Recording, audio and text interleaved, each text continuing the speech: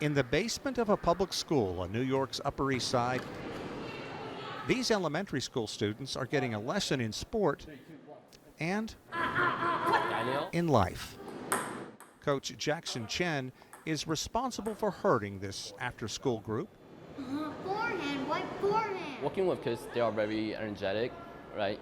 It's really hard to get their attention, but once you find their common interests, what they really like, it's really fun working with them. Elizabeth Polsonelli is 10 years old. She's been playing a year and a half.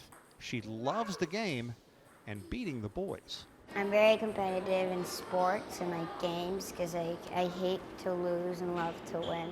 So I get all upset if I lose. So I'm a bit too competitive. This is all part of a growing program open to many New York City public school kids called American Youth Table Tennis Organization. We're training our kids to be tomorrow's leaders.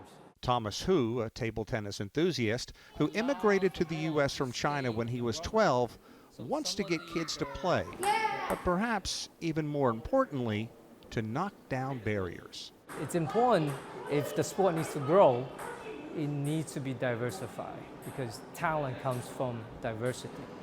Elizabeth is from Italy, the Park brothers from Korea, and this ball of energy named Koji Ishii, his parents are from Japan. It creates a lot more harmony. Kids, they don't just go out into drugs. They'd be a lot friendlier with each other growing up. We will have less of this racial discrimination. There is something about table tennis, the kind of sport that lures spectators into becoming players. And young Koji has experience beating up on people twice his size. He's been playing his father the past year and a half. I mostly win every time. The first time I played a game with him, he won one round, I won 18. No, 18? Yes. No, really? Yes. Thomas Hu is a successful banker, and he can't help thinking about what ping pong diplomacy meant to U.S. and China and what it means to legions of people just like him. The fact that that event happened, the relationship between U.S. and China were normalized in the 70s. I was able to immigrate here.